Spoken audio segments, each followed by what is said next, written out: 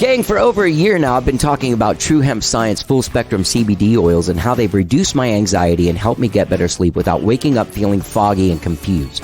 I've also talked about the full spectrum CBD bombs that relieved my hand pain last year and made playing piano and guitar much easier. Well, gang, today I'm going to tell you about True Hemp Science organic gummies made with full spectrum hemp oil that are available now. They come in two different gauges. There are 50 milligram ones that have 50 milligrams of CBD and 1.5 milligrams of THC. Then there are ones that are 100 milligrams of CBD and 5 milligrams of THC. Absolutely delicious lemon lime / orange flavors and also watermelon black cherry flavors. Super, super delicious. Now, they also have a complete line of full spectrum CBD products, including oils, tinctures, skincare lotions, sports rubs, chocolates, gummies, all kinds of stuff. Well, gang, How Did I Get Here has teamed up with True Hemp Science to bring you a very special offer that benefits all of us. Spend $100 or more at truehempscience.com and you will get a free gift. Just enter the code HDIGH at checkout. There's a little code placed there for you to enter it, HDIGH, and you will get a free gift with purchase. That's right. Go to truehempscience.com and balance your body and mind with True Hemp Science. Let's get down. Hey, gang, I want to make a quick announcement. Since we started this podcast in 2011, only the last 20 episodes have been available on the streaming services. You had to go back to the Podbean app or to the website, howdidigethere.podbean.com, to access past the last 20 episodes. Well, gang, big surprise. As of now, the last 100 episodes are available on all streaming sites. That includes the From the Vault episodes. All of the episodes, the last 100 episodes from this episode back, are available now on all streaming services, including Apple Podcasts, Spotify, TuneIn, Overcast, Stitcher. Go there. Whichever one you're subscribed to, whichever one you use the most, go subscribe to How Did I Get Here. Follow us, rate us, leave us a comment if you can, and check out the episodes, man. 100 episodes, all available. If you still want to go back beyond the 100 episodes, you can download the Podbean app or go to howdidigethere.podbean.com and always scroll through our entire catalog. All right? Get out there and enjoy the last 100 episodes of How Did I Get Here on your favorite streaming services. Let's get down. And you may ask yourself, well, how did I get here?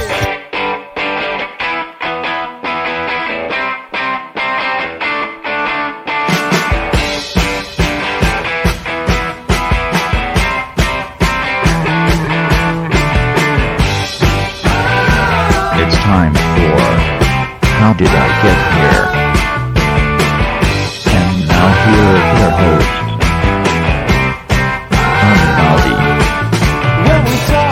All right, hello, I'm Johnny. I'm your host. Welcome to the show. I hope you guys have all had a good week so far. You'll notice this is a special Wednesday edition of How Did I Get Here, because instead of 2 shows a week, normally we drop them on Tuesdays and Fridays. This week, had a lot of shows, a lot of information we had to get out to you guys. 3 shows, Monday, Wednesday, and Friday.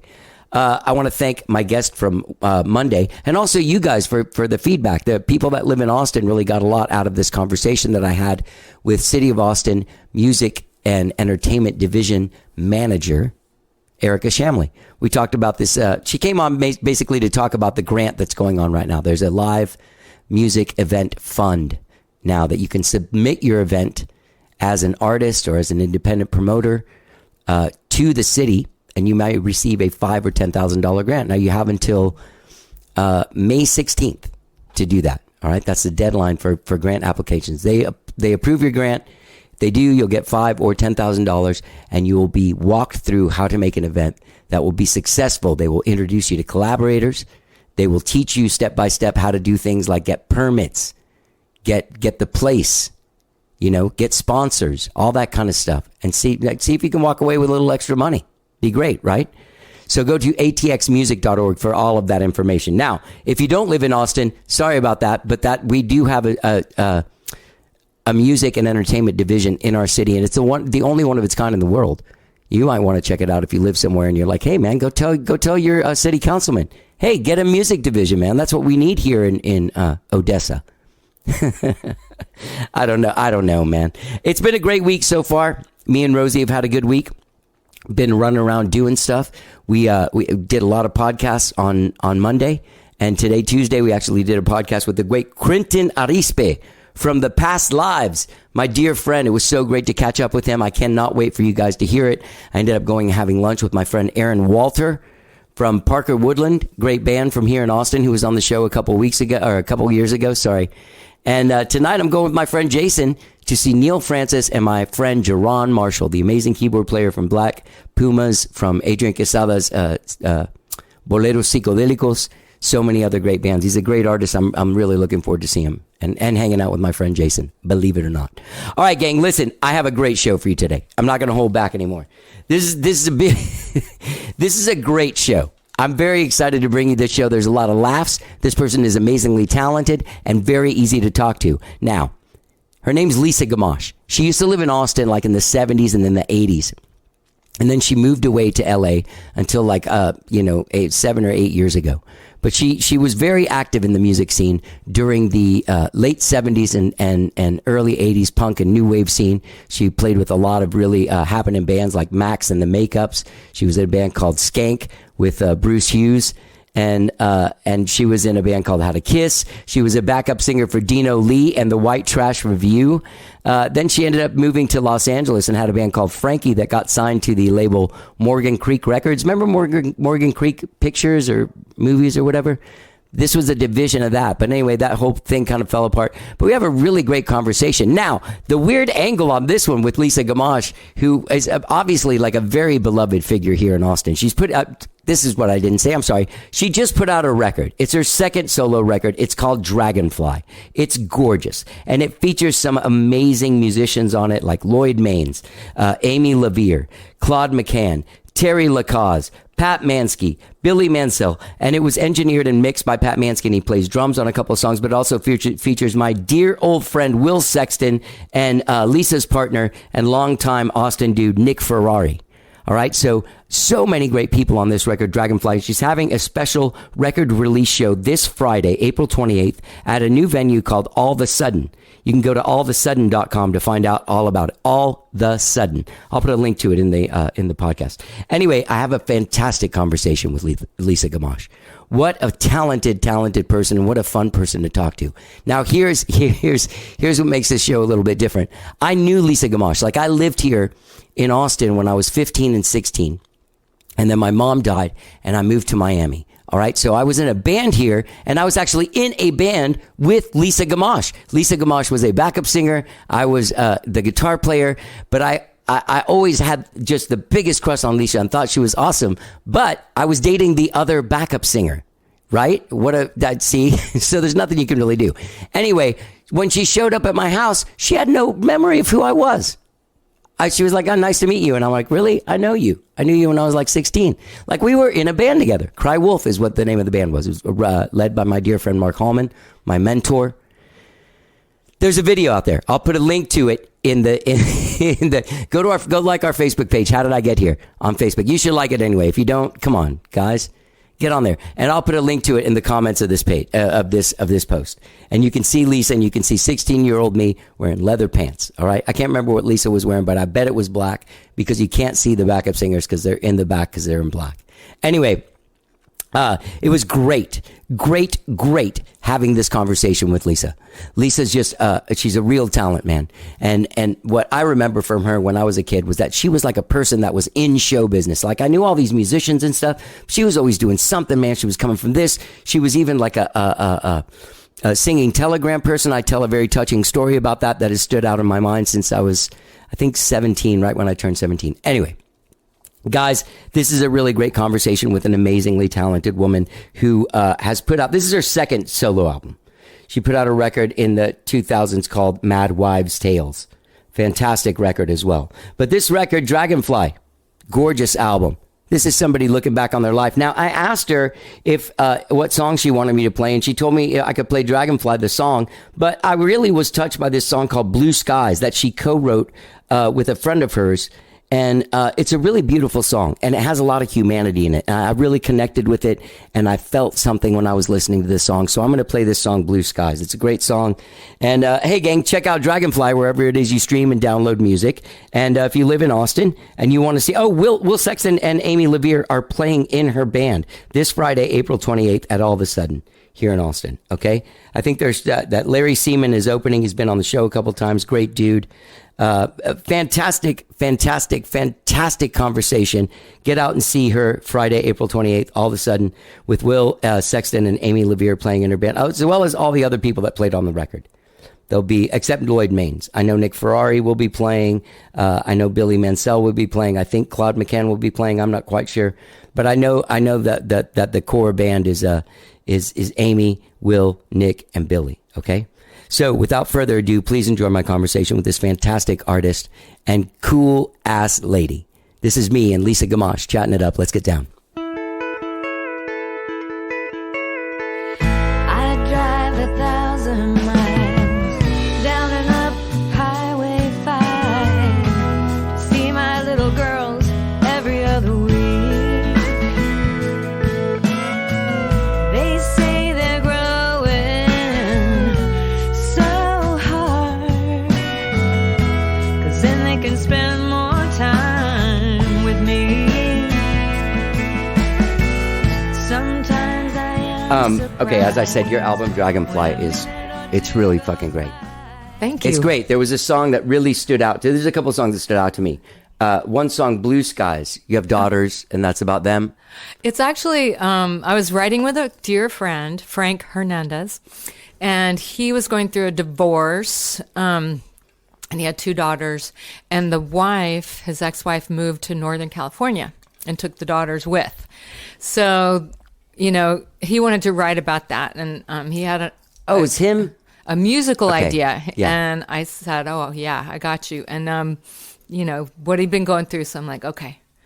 And he had the line, I've seen blue skies through the rain or pain or whatever it was.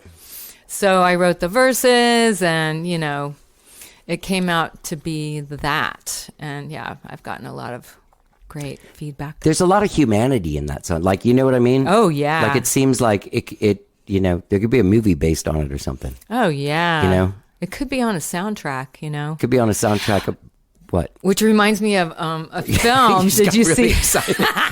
Did you see Marriage Story with Adam Driver? Jesus, and I saw think that. that's the name of it. You mean the fucking sad movie? And about, Johansson? like, it's like- Yes, yeah, where yeah, they're yeah. going through this, you know, initially like happy, what's- you know, like congenial. What do you call it? The slow divorce movie. Yes, yes. And initially they're friendly, and then it just Devolves. degenerates Yeah, into this yeah, yeah. horrible. And there's a scene where he wishes her dead, and it's Yes. very detailed, you know, like kind of dragged out in its detail, and it just struck a chord because my ex-husband had said something like that to me during our divorce, and I wrote a song about it. What song is that? Things you can't unsay. Oh, He would say that I said the same thing right back, but I don't remember saying Right. anything that mean. Other mean things for sure, but yeah. I will say that Blue Skies song touched me, but there was a tremendous amount of humanity in it that I felt like, you know, yeah. in it. Our drummer Billy Mansell told me that it made him cry. Yeah, You know? that's what I'm saying. He's There's got a lot of- daughter. Yeah. I mean, I hope I'm outing him. He cried. Yeah. But, you know, it really hit home for him. He's not divorced, but, you know, he thought, God, if I had to go through that, I don't know what I'd do, you know. So, That's yeah. wild. Okay, so the other song I wanted to ask you about is Virtual Love, which is awesome because it has this amazing juxtaposition to sort of this like traditional, like country kind of song with these lyrics that are so like information super. I lost my love on the super information superhighway. Yeah, It's yeah. fucking great. Thank you. Yeah. That's brilliant. interesting because everyone I've talked to has chosen different songs. You know, Really? there's not a real winner that comes across. Don't say that. I mean, more than all the others. It's not like a This consistent. album does not have a hit. It's amazing. You're gonna love That's it. probably true, but I don't write with that in mind anyway. So the humanity is, and the processing of feelings is what I'm going for. Right. But yeah, that's a Got fun song. some rock heroes on there. Some of my rock heroes, Lloyd Maines. Oh yeah, No, it's not rock hero. They're more Yeah. fuck it. Oh, I my just call everything God. rock. Amazing. Amazing. Amazing. Will and Amy. Amazing. Amazing. Now, Nick Ferrari, my partner, Yes. in crime and in life, we've known the Sexton brothers since they were, 12, 13. So, and Nick was like a big brother to them. I mean, he really was close to them growing up and into their 20s and in LA and, just really, really close. So, my theory is that when Nick told Will that we were recording an album, Will said, oh, I got to help. I think he felt obligated, but not really. He wouldn't have done it if he didn't like the material. So. He's familial. Yeah. So that was just such a win, It's like cloud nine. And he's just amazing to work with. Amy, too, she stepped up and played stand-up bass on a couple of songs. And, she's going to join us for the show on Friday. Yes. This Friday. It's finally... This Friday. I'm putting this out on Wednesday, by the way. I was going to do good. a short one, and then but I was just like, I'm just going to do this whole thing. I'm not going to do two things with you while you're here. Oh, good. I'm going to make you do a bunch of podcasts. Is this your first podcast you've ever been on? Or It is. Do you have one? No. I'm not. No, maybe someday. Can aspire to that. Do people aspire to that at this point? It's kind of a sad thing. Well, I guess you have to have a certain kind of personality. I do. And I do have a certain kind of personality. Yeah. You also have Terry Lacoste, who, okay. Oh, Pat Mansky, by the way, who I love. Oh. And he recorded this record. You did it out at the Zone, that place I love as well. Yeah. I love playing with Amazing. Pat, too. You play with them some? No. Well, actually, Played on a couple songs, right? yeah, because, Billy had played on everything. Right. Billy Mansell. Yeah. And then there was something wrong on Blue Skies. Not wrong, but it didn't really get finished. And he had to go. He had a gig and had to go. So that was Typical Austin story. that was left a little bit, vague at the end of the song. And then in terms of how it ended. And so Pat played through it and fixed it. And so then, because you can't just play part of a song on drums, you got to have the consistent sound. So he did that one, and then on Credit in the Straight World. Great song, too, by the way. It's a cover. It's the Oh, it only is? cover on the record. Yes. What is it? Yes. The Young Marble Giants did this really Who's that? little ding, ding, ding, ding version of it. That's really funny. And then Courtney Love and Hole covered it, and that's where I heard it. I was thinking it was their song, so I was really like into that record for a while. Which one was that? The first one? The one with the where she eats cake and I want to be the girl with Yeah.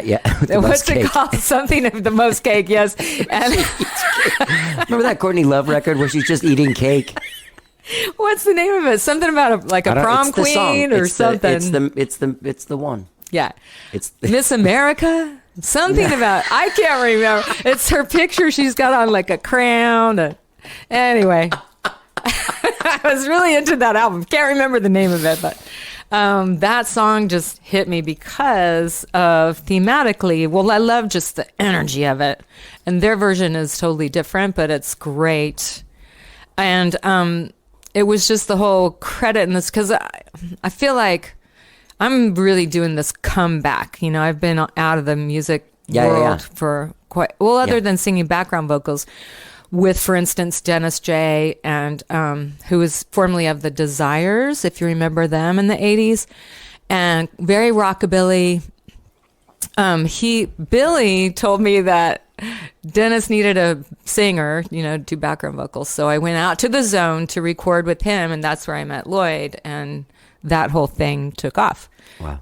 So anyway, the song is about credit, like earning credit, Right. Having credibility, so Right, cred. Right.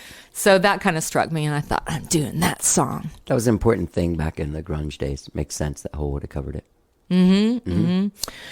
Yeah. Yeah. And so Pat ended up playing on it because I wanted to try a slightly different sound. Billy played it kind of straight, and I wanted something a little more complicated, I guess. And, I asked Pat, because Billy could have gone and done that, but, Pat's there. He was right there. Yeah. The drums are and set up. he's great. He's a great drummer. Yeah. I love playing with him. He's got a great feel. Like, I enjoy sitting in his pocket, if you know what I mean. Sure. You know? Sure. Yeah. Sure. All right, so we're going to go back and talk about your whole trip because you're also from Houston. Yeah. Sometimes podcasts take a left turn because I start talking about the minutia and micro-ness Life. of Houston. Yeah, but yeah. First of all, we know each other, and we were in a band together. Wait, what? Yeah, I know. What? But like not really in a band. It wasn't like we were in a van and like traveling around. Mark Hallman, Cry Wolf. Oh, yeah. Okay, so sure. I played guitar for a little while in that band. Now, do you remember? Oh, yeah. Okay. Yeah. So that's sure. how I know you. Okay. And yeah, so- that was a hot minute. It wasn't a long time. No, Yeah. not at all. And it wasn't like we traveled or like spent all this time like Yeah. working on music. I don't even remember rehearsing really. I don't either, but I remember the Austin City Limits show. Yeah. That That's was on so much YouTube fun. still. Yeah. That might be where you recognize With our me from. 80s Like, who's that hair. weird kid? Yeah. Dude, I'm wearing fucking leather pants in that. And I was 16, dude. No. Yeah. And I was friends Oh, with wait. Will. He was my homeboy. My mom died during that time. Do you remember that? God, that's awful. If you don't remember it, I'm going to tell you something that is like, you know how like you ever go through like a massive tragedy? Like, No, I wouldn't say trauma, massive. or like there's a dark, Yeah. like if you're Well, at a yeah. funeral and something really fucking odd happens and like you look back like almost 40 years later and you're like, what? Why was that chick from Cry Wolf dressed as a clown in the ICU? Like my mom was like in ICU for a while. And we were in the waiting room one day, and I swear to God, did you do singing telegrams then? Yes. Oh my God, that was such a great cushy you like, job. You like popped in to say like hi, hey, but you were like in. I want to say like a fucking clown costume or something. That was so I had great. the clown. I Yeah. had Fifi the French maid. I had Georgia Peach. Georgia Peach was like hilarious. Yeah. And I had a naughty nurse. I had Dominique the Dominatrix. These characters made me a lot of money.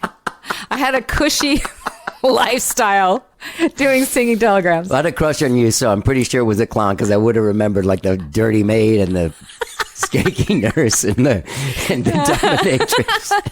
Oh, those But were not good that times. I'm a fan of, but yeah. So I have this. I've always had this memory of you like with like in clown makeup and an outfit, walking into the heaviest room, like the ICU waiting room, and just being like, "Hey guys, you doing all right?" And like, Oh my God, was you I didn't come in delivering? and no, you were doing something like in the hospital, and you stopped by and were like, "Hey, I just wanted to say hi." Okay, Because I remember thinking that was wow. real sweet. Because I was like, "Oh, I totally had a crush on this girl until she showed up as a clown." No, I'm just joking. Oh, my But I remember just thinking, God. like, "God, she's really nice." Aww. And so, like, yeah, there's like that era of my memory, like anybody that sort of like reached out and like for some reason I never forgot it. Aw, that's Yeah. so sweet. Yeah, you don't forget it. Anyway, so that's where I knew you. That's a great story. Can I tell you something? I mean, wow. I don't know how old you were then, but do you ever wonder, like, I wonder how it was perceived by people back then? I guess. Can I tell you? Because it's real cool. Yeah, sure. Like, you were real cool. Like, you were like a professional. You were like in fucking show business. And you were like in entertainment. And you were in the music. And since I was a kid, and that was my sort of like aspiration, I was trying to get into that groove. I remember every time I saw you were coming in hot from something you had just done and you were on your way to do another thing that you had to do. And I was just like, man, she is like in demand. She's hot. She has got it together. Thanks. You might have just been on blow running around. No, I'm just joking. I'm just I was joking. never into that. Of course, everybody experimented in those days, but it didn't suit me. Like, I have plenty of energy as it is. Yeah. And it didn't I didn't like the way it worked with singing at all. No, me Same neither. with weed. I could not. It affected my pitch, big time. So yeah, I took what I was doing very seriously. Ecstasy. No, I'm just guessing. What I was doing. No, I took the work very seriously. I thought you would say what I was taking very seriously was ecstasy. No. Oh, God. No, I was teaching aerobics a lot and dance. So I was That's like the most 1985 something. I mean, you could say. cannot do that. I wasn't doing drugs. coke. I was teaching aerobics. I was aerobicizing. I was into endorphins, baby. Yeah. Yeah. I don't remember like going to see you play then, although I thought I did, but I can't remember. Like Skank. That was the time Like of Skank. Yeah. And I knew Bruce then. Oh, really? Hughes, yeah. And you never saw still us? know him. Yeah. Wow. That was maybe an I saw amazing y'all. band. Amazing. We played at Continental Club a lot. I used to consider that my living room. I kind of do now still. Isn't that Yeah, weird? yeah. You go there? Oh, well, occasionally. I saw Bruce on Tuesday there last week. With who? Kelly McWee. Amazing. Like he's such an animal. man. He's so great. Oh, He's my God. such an amazing music. I went and listened to that Skank, the record that you have on the YouTube on your webpage. People Somebody- can go there and listen to it. Some dude posted that, like, unrequested, unpermissioned, but, it's not like, I guess anybody can do that. It's not like, I don't know how you would, Yeah. you can't enforce, Yeah. copyrights or whatever on Right. that. I don't know. But I'm kind of glad because it was not anywhere to be found for a long time. I like that about now times. Mm-hmm. Stuff isn't really lost except for like my high school stuff. Gone. Thank God. Yeah.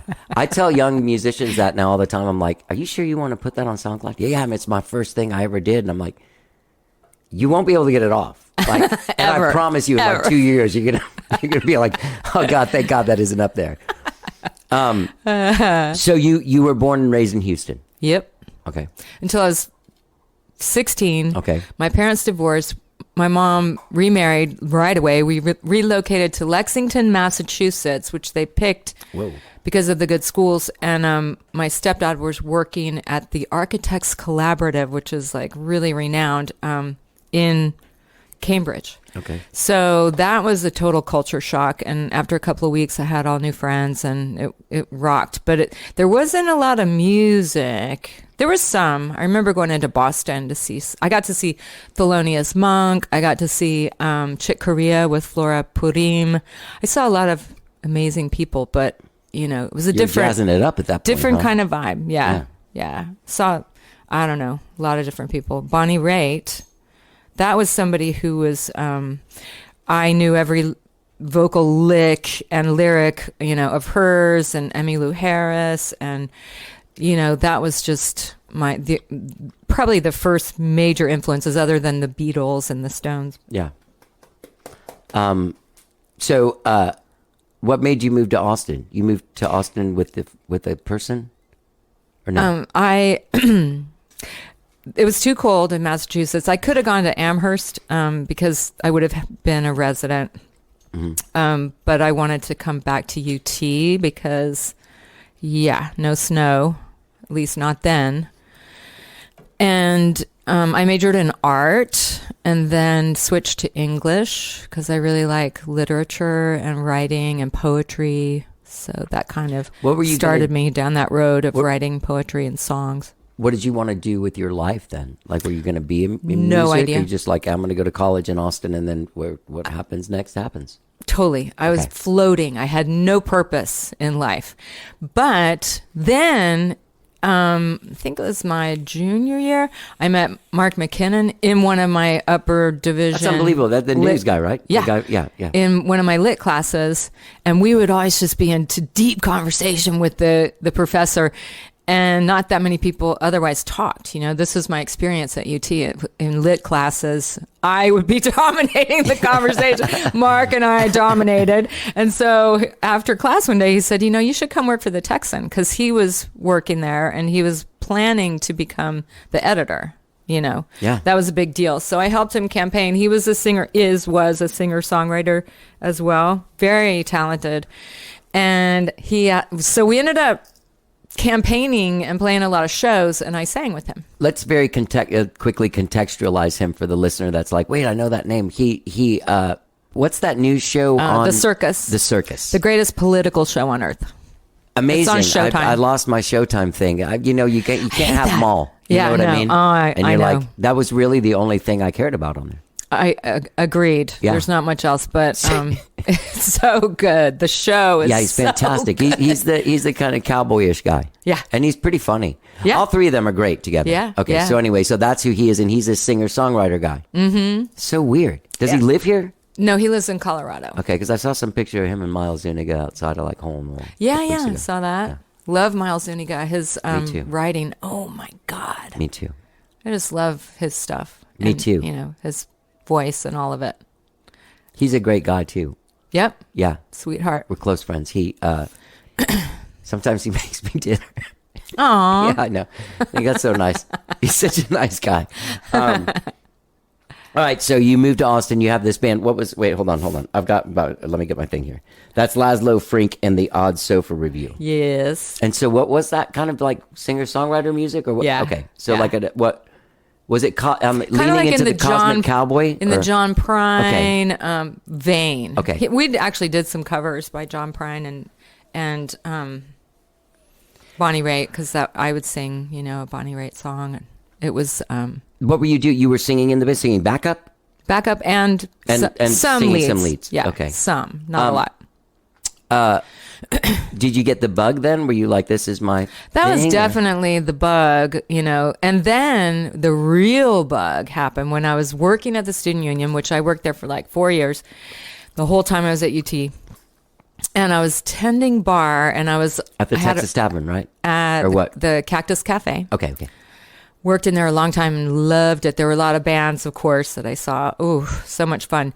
But I heard this racket coming from upstairs, the ballroom. Mm-hmm. And I'm on break. I'm going to go check it out. And it was Phil Tolstead and the Huns, I know which the is name like of the Huns. blazing punk rock band. Yeah. And I just, oh God, it was so much energy. And it was, Yeah. you know, oh my God, I want to do that, you know. So that was kind of the bug right there. Yeah. To do rock. I mean, punk rock. And then new wave. It just kept morphing, you know. Skank was more party, dance music, a lot mellower. But Skank to me was had like there was a couple tunes that seemed like they were like not a ripoff or sounded like by any means, but like going in the same direction as Talking Heads. Like having listened to a lot of world music, a lot of funk music. Yeah. And then you're also from like a rock world. So you go out and do this stuff, and it has this cool rhythm to it. Definitely. Yeah. And everybody wrote, you know, in that band. It was like everybody, Eddie Pantel wrote, I wrote, Bruce Hughes wrote. That's the primary writers, but you know, there was always stuff being brought in, and it was so much fun. And Glover Gill, oh my God. Oh yeah. Well, like talk a little bit about the scene then, because that predates my time, but I hear so much about it from, especially like doing this show, from people like Alejandro and stuff like that, and all of like the Raul scene and shit like that. Oh my God, Raul's was wild and so much fun. I loved to slam dance, as they called it, and or mosh. Yeah, I was in the mosh pit. Your last solo album had mosh as because it's been a nickname of mine for a long time. Oh, okay. Gamache. Oh, okay. Because I was like, that's just an odd thing because it's not the name of the album. Is it like? Yeah, no, it's a nickname. All right. So, but I haven't been using that for a long time. I mean, a while. That first record came out in like 2003, 20 years ago. So life got hectic. I started teaching school in LA. And I was working. Wait. Doesn't know, like jumping. Don't jump like that. Okay. Yes, sir. Don't come on my show and jump my shark when I'm fishing for specific information from you, Lisa Gamache. So Raul's, I used to take a disco nap and go down there at midnight. I have memories of walking down Congress Avenue in the middle of the night with no cars and just like trucking to On your own. Raoul's. Yeah, on my own. No. It would take me like 45 minutes to walk there, and then I would catch a cab home, Yeah. And it was just a crazy time. Dancing, and like Sharon Tate's Baby was one of my favorites. That's one of my favorite band names God. of Austin history. They're so good. Jerry's Kids. Yeah. Did you It's Jerry's Kids? equally Oh my offensive. God, I they were love it. so good. Chris Wing was the front man of Jerry's Kids. Both of those bands, I applaud. Sorry to jump forward, but in the 90s, there was this guy, Danny Crooks, that owned the place Steamboat. Remember that place? Yeah. He ended up owning it. He Played was there running a it. couple times. Yes, but pre-Danny times, right? I don't know. In the, I remember Lorraine. Oh, yeah. In the Lorraine regime. Yeah. So this Danny guy, I had this band, and we were very popular. And there was this sort of I went through the fuck is, why is everyone always talking about Stevie Ray? He's just a guy that plays guitar. He did a Bowie record. Granted, my views have changed. Okay. Okay. Everyone that's deciding to you. So my band and I decided that we wanted to have a punk band, and we were going to call it Stevie Ray Vomit. And it was too sacrilegious. They was no, you're not going to have that band. No. That is Anyway, not sorry. okay. Sharon Tate's Baby and Jerry's Kids is okay. Yeah. Oh, I loved them Yeah. so much. The Next with Ty Gavin, Lee Shoup on bass. Sorry, were you around with the Kathy Valentine? Was that the Textones? That was pre-Textones. Violators? The Violators? Were you around for the Violators? I kind of vaguely maybe remember going to one of their shows. Because you're friends with Larry Seaman from that era. Yeah. And I love so, that guy. I saw the Standing Waves a lot, and they Yeah. were amazing. And the Skunks, and, That Standing Waves record is awesome. it's awesome. Larry's just an amazing writer. Yeah, it holds up. You Oh, listen to yeah. it now, it sounds like some band from Brooklyn or something. Yeah. Yeah. Larry's opening for us on Friday, by the way. Saw that. Yeah. Do not let me forget to plug that. You just did. Thank you. Great job, Lisa. Hey, I want to go to this show. I'm supposed to go to this writing thing, and what time do you play? We go on at 9. Okay. So Larry's at 8? Mm-hmm. What is this place? It And is the coolest place. Okay, it's the coolest place? Okay. It's not a formal, restaurant, bar, whatever, club. It's an event space, and it's 2 doors down from my house.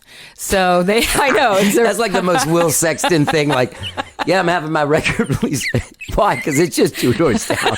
It's just so convenient. Yeah. And I didn't have to go beg for a gig, right? So 2 doors down, it's a residence that they just recently, a guy bought it, renovated it, and then rented it to this cute couple. They're so sweet.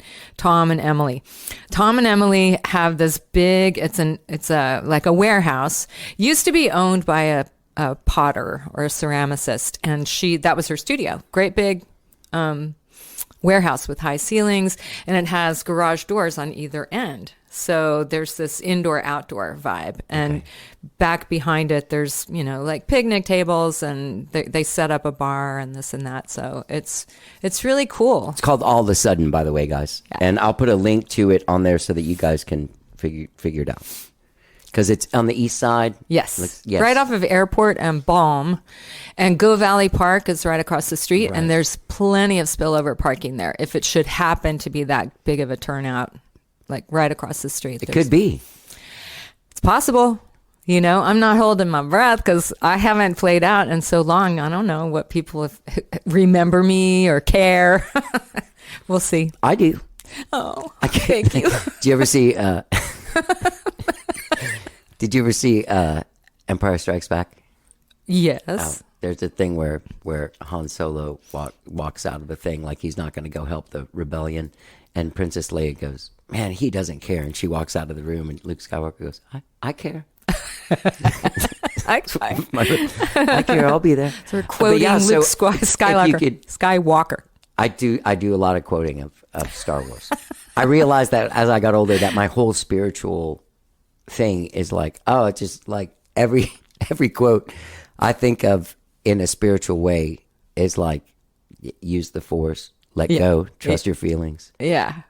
I'm working Don't on give in to the dark side. allowing myself to experience my power or reconnect with my power. Okay.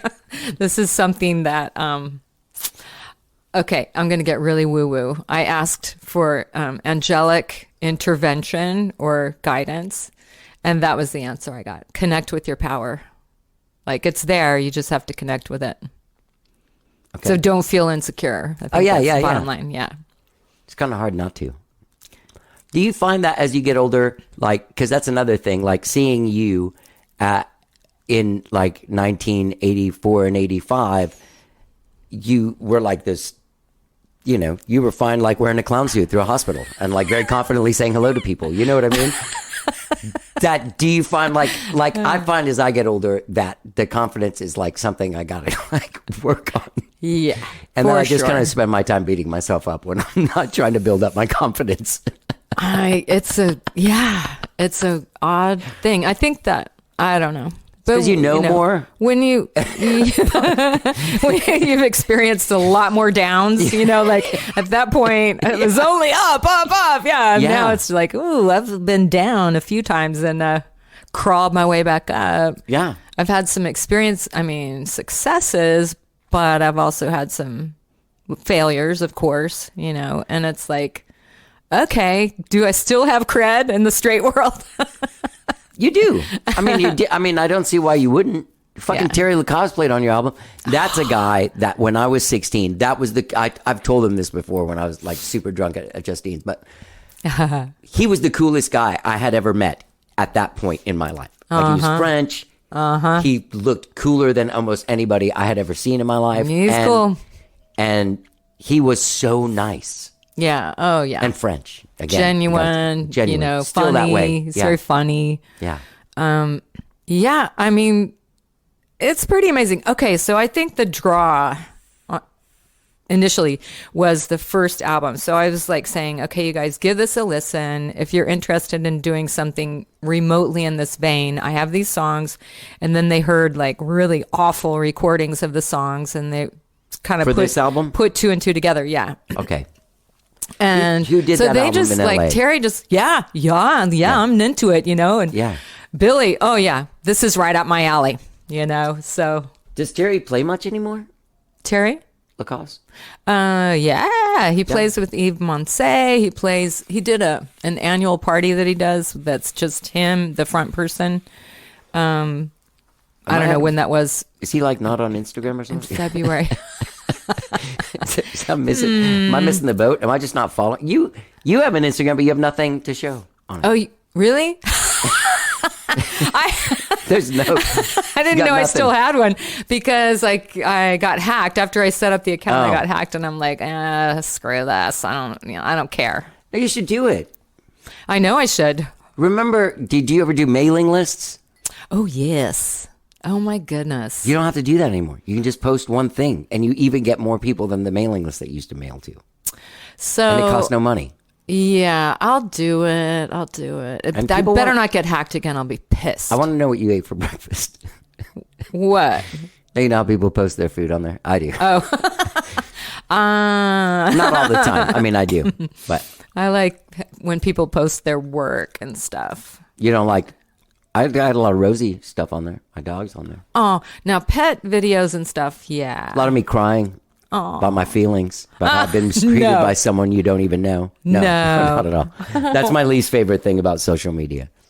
I have a lot of feelings about you. You don't seem like you're going out for social media lady of the year. I have been posting a ton on Facebook. Facebook, right. Yeah. Because that just is more familiar to me. Like I haven't totally learned. Like I said, started an Instagram and then I didn't even know the account still existed because I thought I canceled it when I got hacked. Right. That freaked me out. You know, I've been hacked on Facebook and I just changed my password. So I don't know why I didn't do that on Instagram or try it. But I'll try again on your recommendation. Can I ask you something weird? There's people on there, and you should just do it. I know. Okay. I don't like it either. But you got to. It's not that I dislike It's like it. the devil's. You know, I don't dislike it. like something bad.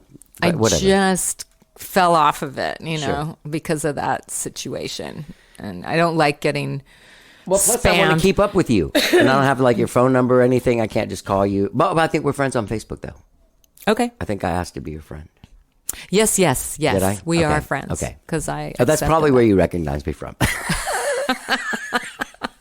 Could be. Can I ask you a weird question? No. Okay. That's what I like to. When I was a teacher, kids would say, "Miss, can I ask you?" No. Before they even asked me what it was. No. The answer is always no, and then they would say because they knew I was kidding. So yes. I once saw Joan Rivers in a not long before she died, like, I don't know, 11, 12 years ago, in the lobby of a hotel. And I told my friend, I said, look, there's Joan Rivers. Like, there's no way she's walking through the lobby of this hotel. And I went, Miss Rivers? She said, yeah. And I asked if she would take, I said, can I get a picture with you? And she goes, no! And then just started laughing. It was great, though. Yeah. It's a nice feeling. Yeah. See. So my question is, do you know who Janova Magnus is? The blues singer lady? She's pretty popular. No. I had a conversation with her, and she had dark hair for a long time. And then during the COVID, she was like, I don't want to do this anymore. I'm just going to be me now, and I'm going to do this. What made you decide? I think a lot of women Yeah. did that. Sure. COVID was like the perfect You opportunity. look great, by the way. Thank you. I don't know if I said that, but you do. You look really great. Johnny's referring to my silver hair. Not just yourself. You look great as a Thank person. you. Thank in you. a physical form, you look great. Thank you. Lordy. It was just 35 or 40 years of doing that. You know, when I started coloring my hair, I was doing it for fun, different colors, this and that. And then over time, it was like, oh dear, I got to cover this silver. And silver is hard because it's very bright, It's hard to cover. And it grows out. My hair grows out fast. Yeah. So every 3 weeks, I'm there with Yeah. just hated it. Over time, I hated it more and more. And I have a tendency towards depression, like really bad clinical depression. This happened to me several times. And I can't lift my hands over my head that long. I can't get out of bed. I can't, it's like, nah, I don't care. That sucks. I'm sorry. I have learned how to, and I have finally figured out a good sort of cocktail of medications. That's good. And yeah, so I have, I have hope that I won't be in that position again. I hope so too. I have family members that have clinical depression, and it's interesting when you don't, but I do get depressed. Yeah. But I can always point at what I'm sad about. That's what's situational. making me situational. It's called That's exactly, situational. that's Yes, what the lady told learned me that at the from a place. psychiatrist. Yeah, me too. Situational versus chemical. Right. And I didn't really believe in brain chemistry, bad brain chemistry. But I got schooled, and, now I believe it because you get so sick. It's like a physical sickness, not just mental. It's rough. Yeah. Tell me about Dino Lee. We're just going to go all over this. There's no way to Dino. follow any kind of line. But that's Dino. fine. I don't care. We're zigzagging. I don't care. Dino. You sang with Dino Lee's White Trash Review. Okay, I'll give you this, the origin story of Yeah, my yeah, involvement with Dino. So, I don't know the name of sorry for, my throat. It's allergies. Okay, so he was doing a show at a place on South Congress, and I can't remember the name of it. It was like a big hall, and it was kind of low ceilings and wood floors. And I don't know what that place is. so somebody, said, you got to go see Dino. So I said, okay, I'm going to see Dino. And it was packed, hordes of people. And I was like, how does he do this? I was in Skank at the time. I want to learn how to do that. Master of self-promotion and just, he could pack a house every single time. Yeah, yeah.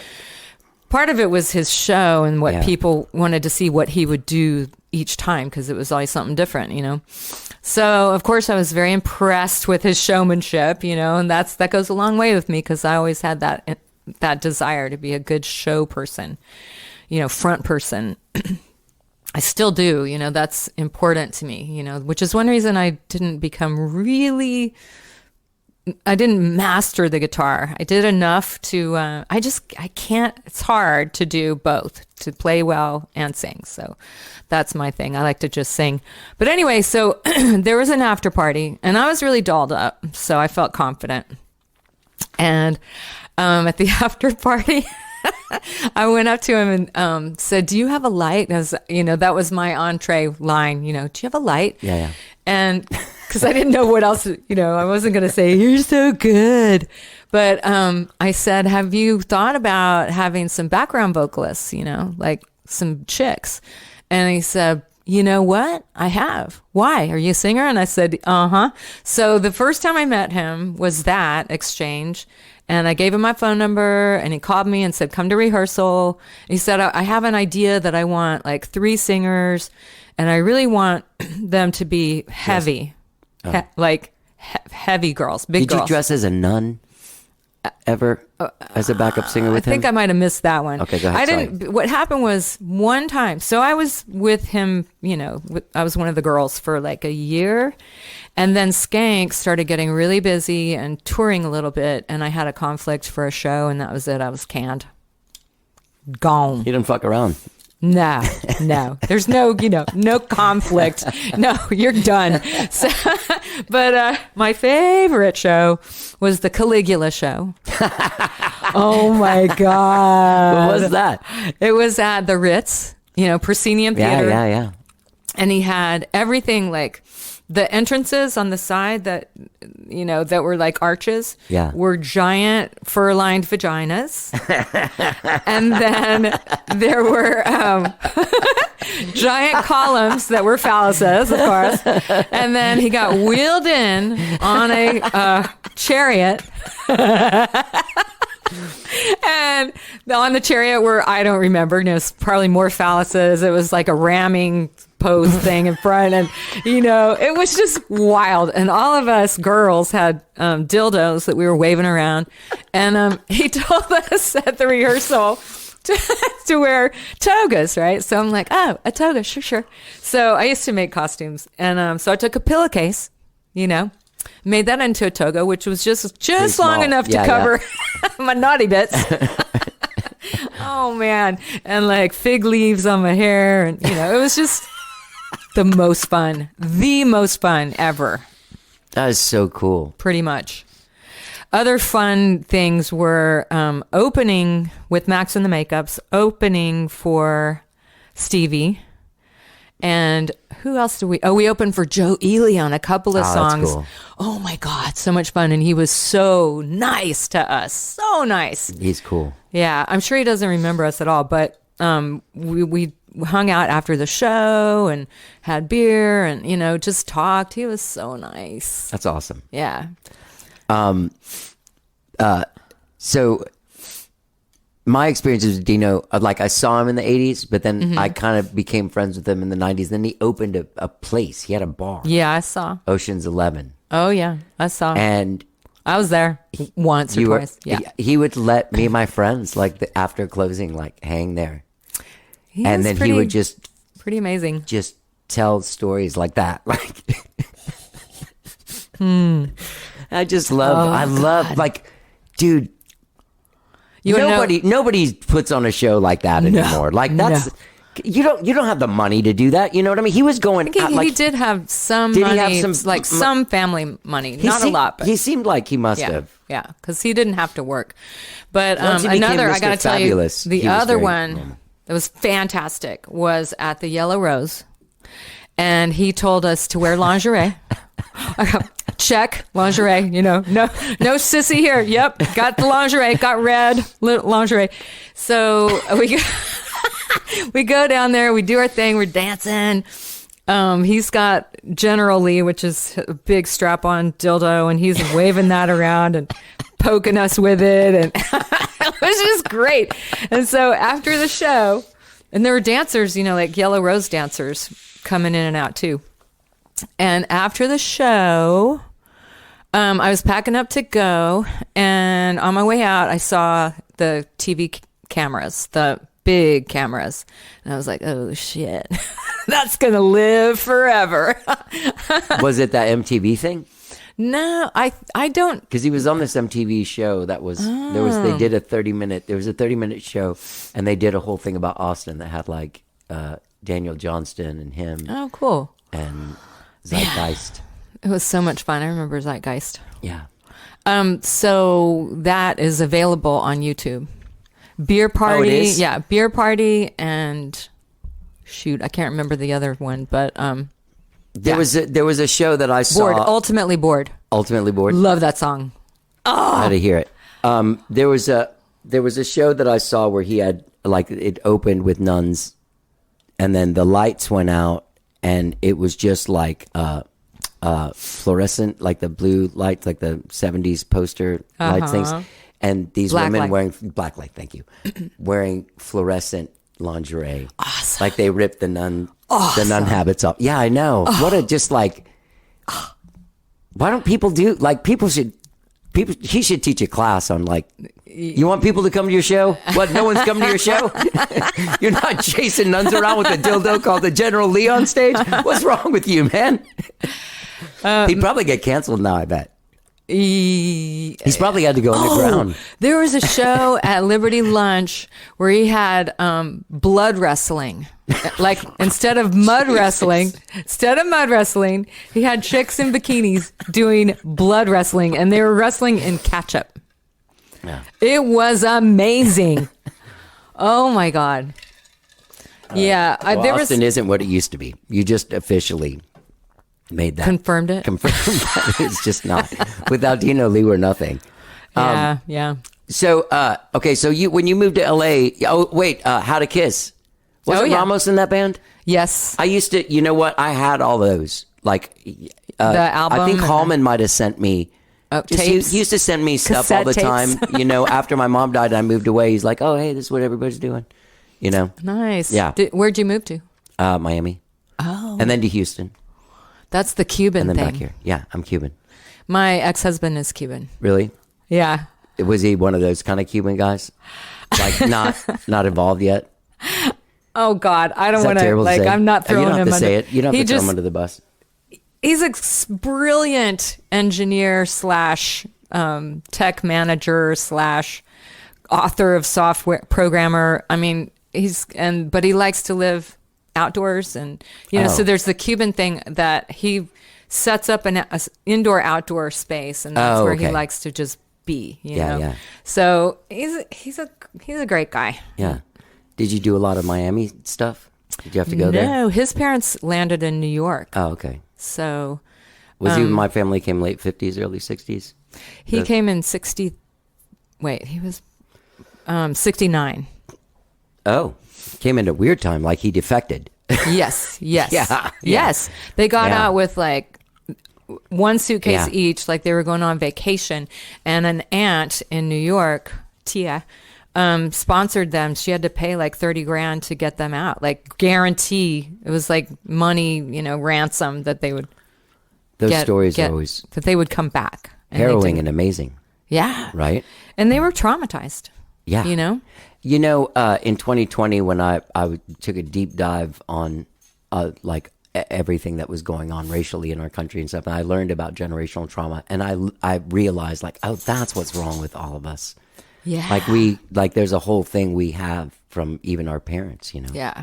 You know who else I think of in that way is Armenians. In Los Angeles, I've had this weird connection with Armenians. Like I've worked in an Armenian school. I've lived in an Armenian-owned apartment complex. They just kept, sort of being in my life. Not necessarily on purpose, and became friends, Yeah. You do a lot of work with charitable organizations. Have done. I'd like to do more. What are you doing now?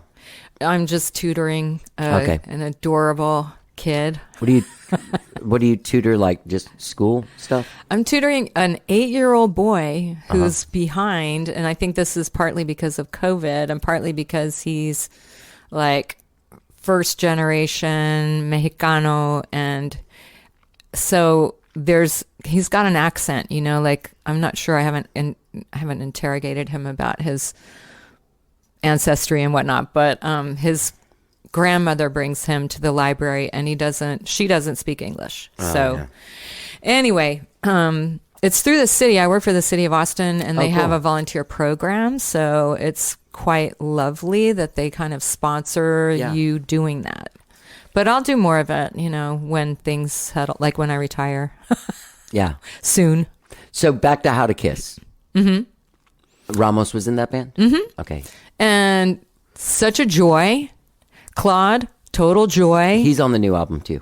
Yes. You're bringing him back. Oh my God. He's all over it. And, I asked him, just record on this song and this song and this song. And he just wrote these amazing parts with keys and melodica and harmonica and all this stuff. And I'm like, damn, every time I listened to a new track from him, I was blown away.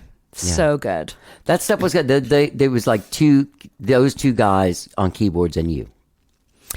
Was that what it was? No, they had a guitarist. Like a Depeche Mode? Did we have a drummer? There was a point in time when my boyfriend, Jerry Garcia, played guitar with us. Real funky. He had a good feel for the funk. Not like Jerry Garcia from the Grateful Dead. No. Okay. No. Okay. You never know. He was alive during that time. No, Jerry Garcia was not sitting in with us. Yeah, but yeah, I don't see Ramos calling Jerry Garcia to fucking. So Claude would program the drums, and he would they would be on a videotape because that was the best quality. Oh. And then once in a while, at least once, the machine just stopped. It either overheated or something. And so we had no drums and there was no bass or something. So it was just like, oh shit. That's how we did that thing in Cry Wolf. That's how Hallman was doing his thing. He didn't have a drummer? Not a videotape. No, he had a percussionist. He had a percussionist and backup singers and no bass player and drummer. Wow. That, I don't remember that. That was too short of a time span. You gotta admit, like, people were really like doing, like, coloring outside the lines at that point. Yeah. Yeah. Absolutely. Kind of adventurous and kind of cool. Yeah. Kind of a drag, though, because you're stuck to that arrangement. Like, God forbid you miss a bar or you know. Yeah. Ooh. Yeah. No extemporizing. Do you go see music? Like, do you go out? Somewhat. I'm tired a lot, too. So there's a lot of couch sitting and streaming stuff. Yeah. But no, we do go on occasion. Nick Ferrari. Do I know him? I mean, I know that name. It's a great fucking name, I know. too, by the way. You know who dubbed him? Oh, that's not his real name? Nope. Oh, Stage God, name. it'd be so awesome if that was his real name. Okay, I can't remember because he told me the story, but Nick was sitting in some club where they had like deep armchairs, and he's just sitting there, and Dino walked in and said, "You are Nick Ferrari," and so that stuck. That's what he was from that point on. Guys, if you're listening to this show and you're wondering who this Dino guy we're paying so much for, like, this show is brought to you by True Hemp Science CBD products and Dino Lee. And one night I got to open for Badfinger. What was left of Badfinger was Joey Mullen, and I was really excited. And I was really excited because we were going to hang out the whole time, like the whole after thing, like. He wants to hang out with you after the show. I'm like, no way. Nice. So I'm going up the stairs, and all of a sudden I hear this, Johnny! I turn around, it's Dino. So I once spent like 4 hours like drinking and smoking weed with Dino. And nice. he wouldn't say anything, but every once in a while he would ask the most offensive question. I think I remember him asking, like, so you knew John Lennon, right? He's like, yeah. He's like, do you smell weird? Just weird shit like that. Like incense, or I don't know, just like whatever. Anyway, but when you moved to LA, you have this band that was called Frankie. Mm-hmm. Morgan Creek. That's that movie company. Yes, right? Yeah. So they branched out into. It started with just soundtracks, for their films, but somehow David Kirschenbaum worked a deal with the dude whose name I can't remember to extend that into more of an independent label. And I don't know if I think it was still under the name Morgan Creek Records, but yeah, so it's a long story, but I had this girl group and we were writing and we were recording and we had a cool demo, and somehow we hooked up with these producers that were going to shop us for at least a production deal. And that's what we got, was a production deal. Okay. And we started recording an album, and it was they didn't want to give us any of our songs on the record. And so it was a big negotiation. I was like, I'm not doing it if we don't get some songs on the record. Sorry. They wanted you to do somebody else's songs. Yes, and they weren't that good. Okay, yeah. So, yeah. And so we go into the studio, and I have a real issue with drugs being mixed in the mix, with music work. Then I'm it's sorry work. for accusing you of... No, it's okay. I have an issue because in Skank... I hate to throw Eddie under the bus, but he had a drug problem. I won't go into it. No, Eddie Pantel. Oh, okay, sorry. Hector was not a druggie. Oh, okay. He's cool. But yeah, so that really broke us up. There was a percussionist that Eddie had recruited. That guy got sent up for dealing, and that was the first, the light bulb that went off for me of why people were acting like such assholes, because Eddie had pulled in other members of the band to his addiction, so I was just over it.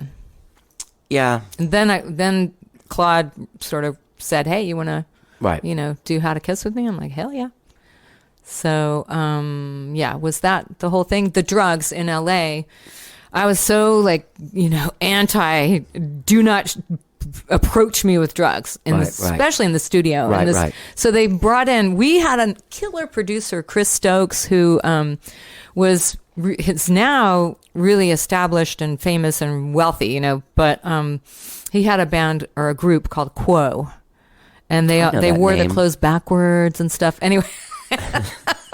But he was really, really amazing producer, and we wrote some stuff in the studio with him, and then they didn't want us to use that material. I'm like, are you kidding me?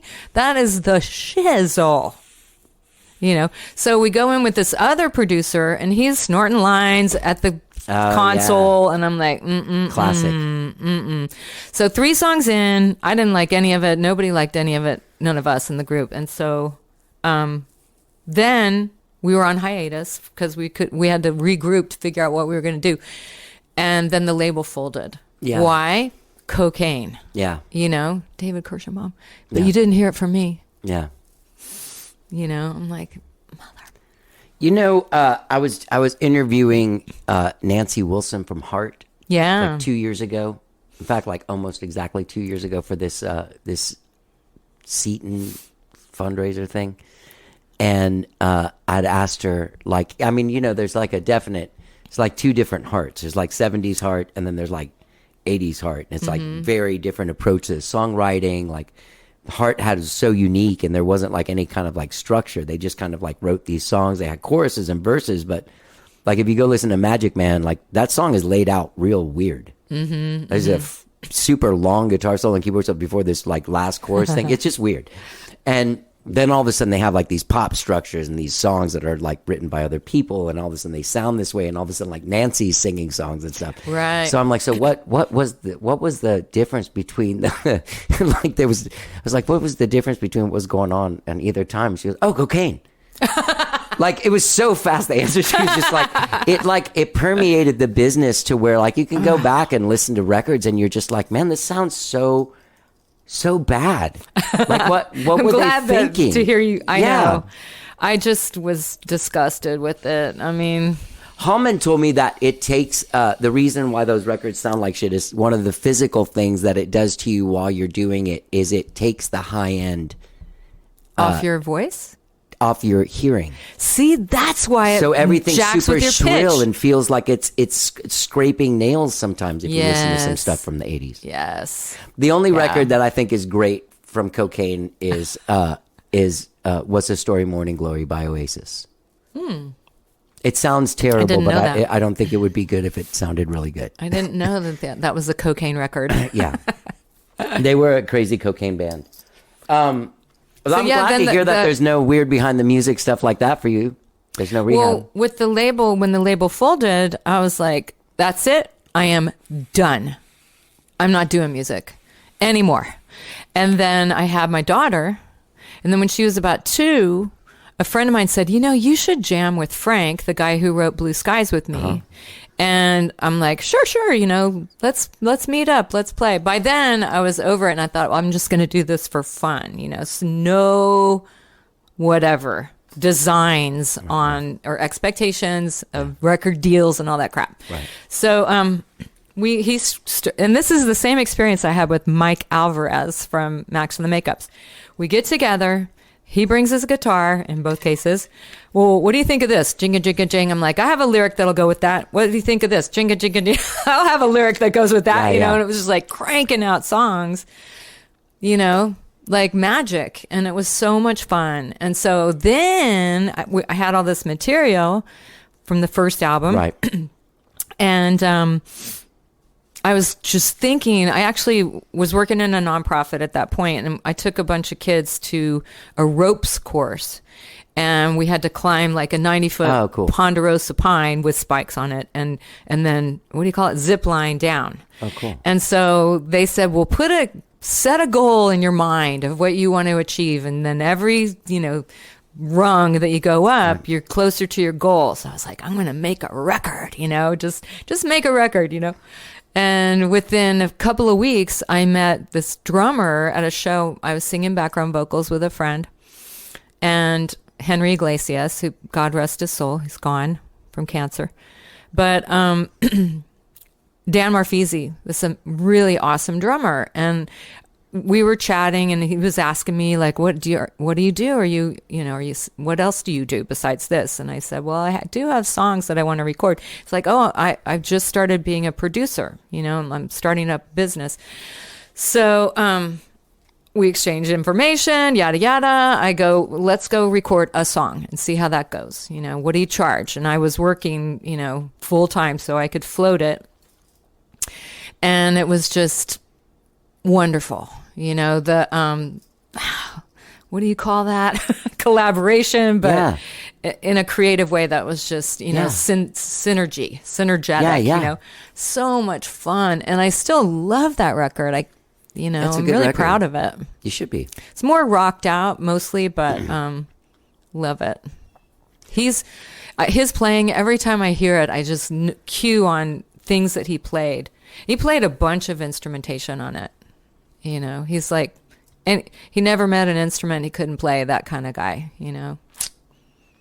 So. I never met one I could play. Me neither. Guitar was like, I'm going to do this if it kills me. That's how I still feel. I was playing some, I'm in this band, it's a cover band. So you got to play a bunch of stuff that you're not used to playing in styles that you're not used to playing, which is great for me. Yeah. Because I won't just go make myself do that, right? Yeah.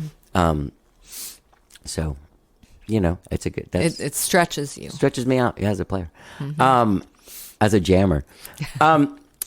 So, as far as like your writing goes, do you have some sort of regimen? Do you have a thing, or do you just like when you feel it, you do it? I'm not very good about it, but because I was really out of the loop in that way, for a while. Sorry, I'm just trying to put the pieces together. 2003 was the record. Then I started teaching school, so no time. I would write grammar songs and bring my guitar. Play, so they would remember. Right. But and I sang with people just here and there, not a lot. But so I wasn't really writing. Yeah. And then more recently, when I moved back to Texas, I felt inspired and started writing a little bit. And I, emphasis on a little bit. But I feel like for me, a lot of it, I have to just set that intention of everywhere I go, I'm looking for an idea. Yeah. Everything that people say, listening, eavesdropping on other people's conversations. Yeah. It's just like a whole mindset. And then, I'll start something. So, and then figure out chords, which it's like bar chords. Sure. But other people can interpret, that also, like, to me, there's something about people who were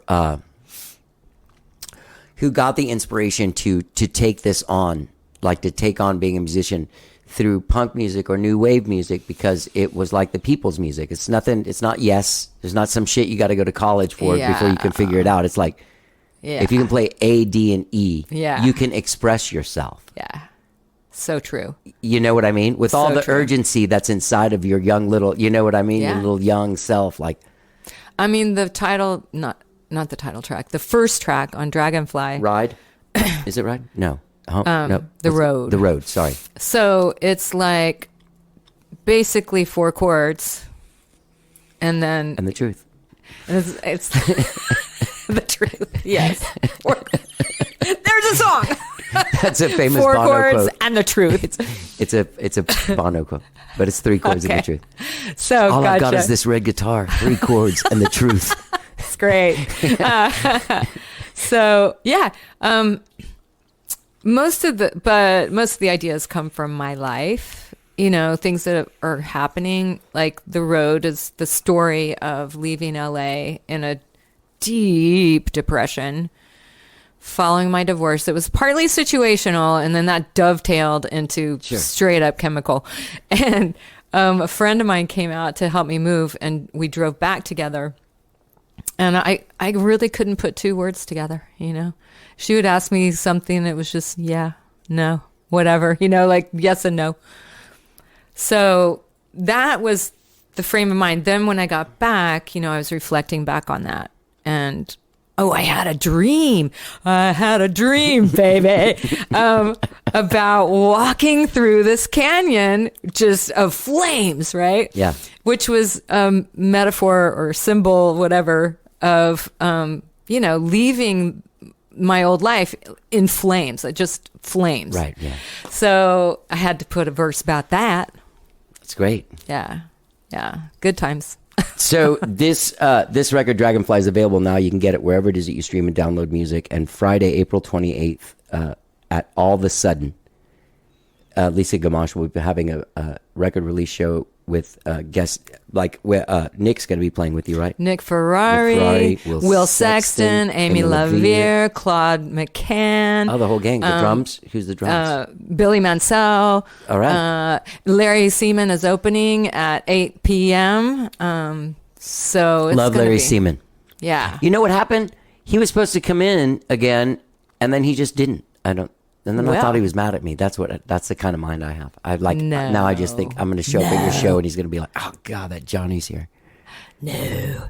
I sang with him for a while. I know you're signing off, but yeah, that was like an entree back in for me, was singing with him. So that was sweet. I know you're signing off. Signing- Snorting on This air. is even better than I thought it was going to be. I was Good. hoping this is the kind of person I hoped you would be. I always wanted to sit down and have a conversation like this with you when I was 16, only I just would have had nothing to say. I don't think. Except like I cool would've- shoes. Aw. Yeah. Well, now you got a lot to draw from. So. I do. And I have to thank you because the ICU waiting room appearance is something that will always live in my mind as like a bright spot in the darkest time. Oh, that's so Yeah. lovely. I'm so Yeah. glad I did that. Yeah. You know? Yeah. I mean, yeah, to serve. I might have been there with Hallman and like Eliza. I remember she was there. Remember Eliza Gilkison Oh, yeah. Sure. and Revis? Yeah. Remember Oh, Revis? my God. Revis. I feel like I was sitting with them when you came in. Maybe not. I don't know. Yeah, probably. Can I tell you one of the greatest things? Remember how Revis, like he spoke in like hip dude speak? Yes. Like he always had like the group. I remember like, this is another moment. I'll forget, like my mom died. And so it's like maybe 20 minutes afterwards. We're like walking out of the hospital. Revis comes up and he puts his arm around me and he goes, "Hey man, she's in a totally happening place now." That's one of those things too where I'm like, that was the greatest. It was the sweetest thing to say, but also just like, what a hip dude at the time. Happening. She's going to a totally happening place now. That's nice. Yeah. Lisa, you're fantastic. People need to get out there and check out this record. You need to put, is the other thing. I'm not your manager, but if you want advice on stuff, I do that with the Austin Music Foundation. Oh, cool. I tell people they're doing everything wrong. Need to post some stuff on Instagram, so I can see what's happening with you. And also, the first record, Mad Wives' Tales. Mad Wives' Tales. I have it written down somewhere. I had a hard time remembering it, Yeah, too. Mad Wives' Tales. You got to get it on Spotify. It is on Spotify. Yeah, it's on Spotify. Are you sure? It's on YouTube. Yeah, I listen to it on Spotify. I listen to it. Me. It was me. Do you ever get back to Houston? No? Yeah. Yeah? Yeah. All right. I have an elderly aunt that Oh, I've yeah? been going to see because she needs help. That's good. We're at that age, right? Oh, man. Yeah, I know. Pay it forward or whatever. It's all you know. happening. Yeah. This last Christmas, I remember telling my cousins, like, remember last Christmas? Like, yeah, I was like, that's the last one like this. From now on, they're all going to be like this, helping old ladies out, Oh, man. taking people to the bathroom, Oh, doing the whole God. thing. Yeah. That's what it is. Yeah. Well, it's great to see you. You look great. You sound great. I can't wait. I'm going to definitely try and come. I think I'm Yay. done with that hill country thing early. That Good. day. Good. I'd love to see you there. Thanks for doing the show. Thank you. Sometimes I am surprised. That was Lisa Gamache, her brand new album, Dragonfly, available wherever it is that you stream and download your jams. Don't forget this Friday, April 28th, she will be at All of a Sudden. Get tickets at allofasudden.com or find out more about it at allofasudden.com. I don't know exactly how you get tickets there, but try and do it. Email them. Tell them you want to get involved. Allofasudden.com. I want to thank her for being on the show. It was really great talking to her. And I think we're pals now. We've texted a couple times that, hey, man, listen, Lisa Gamache is my friend, and I'm a friend to Lisa Gamache. I want to thank her for taking the time to do the show. I want to thank you guys for taking the time to listen to it. I know you got a lot of choices out there. I know you do. The fact that you chose this makes me real happy, okay? And I'm totally ecstatic right now. I'm serious. All right, let's listen to the rest of this song, Blue Skies, from the lovely and talented and hilarious Lisa Gamache. Let's get down. As I drive away, my little girls come along for the ride. 'Cause I've seen blue skies through the pain. My mind won't rest until I see you again. I know the clouds will part after the rain. Till then I've got to swallow one more day. It's hard not to look back, think about the things we lack that led us to be torn apart. But I know it does no good to wonder what I could have done or said to mend your heart. 'Cause I see blue skies through the pain. My mind won't rest until I see you again. I know the clouds will part after the rain. Till then I've got to swallow one more day.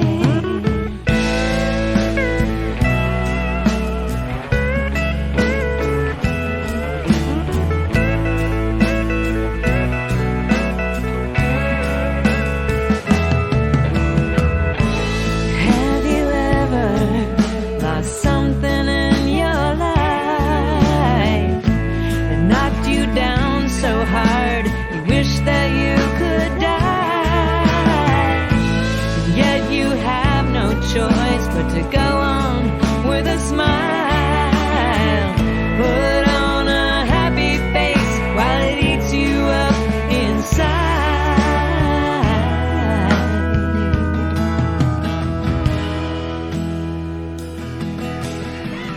No matter where I go, no matter what I do, my thoughts begin